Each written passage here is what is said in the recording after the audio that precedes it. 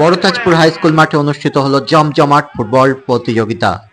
বড়তাজপুর নবজাগরণ সমিতির উদ্যোগে প্রতি বছরই হালকা শীতের মরশুমে হয় ফুটবল খেলা। হাজী করিমবক্স মল্লিক মেমোরিয়াল ফরগোড ট্রফির এই ফুটবল প্রতিযোগিতা 8টি দলের মধ্যে হয়। ফাইনাল হয় তাজ মেডিকেল ও আয়ন গোল্ডের মধ্যে।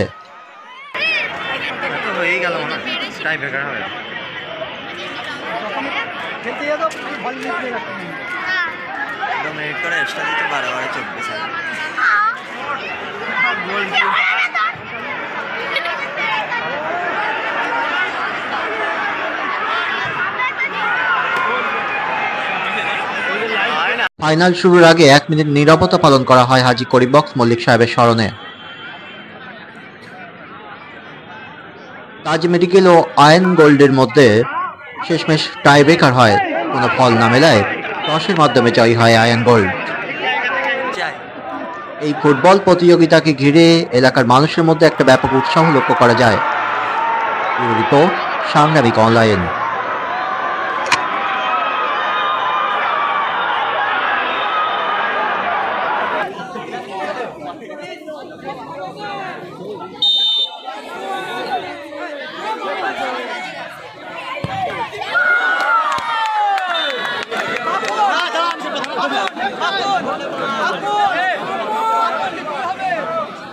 আজকের এই ফুটবল টুর্নামেন্ট আমরা সাধারণত জানি ফুটবল খেলা একটা শারীরিক কসরতের পর্যায়ে পড়ে, কিন্তু আজকের এই বর্তমান দিনে ফুটবল খেলা বা অন্যান্য খেলা থেকে মানুষজনরা অনেকটা বর্তমান যে প্রজন্ম অনেকটা হারিয়ে যাচ্ছে, যার অন্যতম প্রধান কারণ হচ্ছে মোবাইল।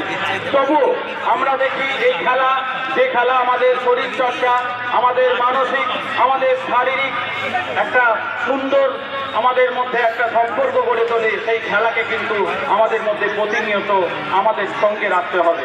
যেটা বড়তাজপুর নবজাগরণ সমিতি করে দেখিয়ে দিয়েছে, খেলার কিন্তু বিকল্প কিছু নেই, যেটা কিন্তু প্রত্যেককে আলাদা একটা পর্যায়ে উন্নীত করতে পারে।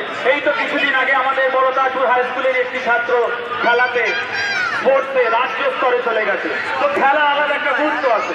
তো নবজাগরণ সমিতির পরিচালনায় প্রত্যেক বছরের মতো এবছরও এই যে প্রতিযোগিতা হচ্ছে, একটা সুন্দর সুস্থভাবে এই পরিচালনা হচ্ছে। এত দর্শক, এত মানুষ খেলা দেখছেন, সবাইকে, ক্লাবের সমস্ত সদস্যকে, সমস্ত দর্শককে, উপস্থিত সমস্ত অতিথিবৃন্দকে আমার পক্ষ থেকে, আমার অন্তরের অন্তঃস্থল থেকে ভালোবাসা, শ্রদ্ধা ইত্যাদি জানিয়ে, এবং এই খেলা আরো প্রত্যেক বছর আরো ভালোভাবে তারা করুক, এইভাবেই আমি ক্লাবকে আরো অভিনন্দন জানিয়ে আমি আমার ছোট্ট বক্তব্য শেষ করছি। ধন্যবাদ।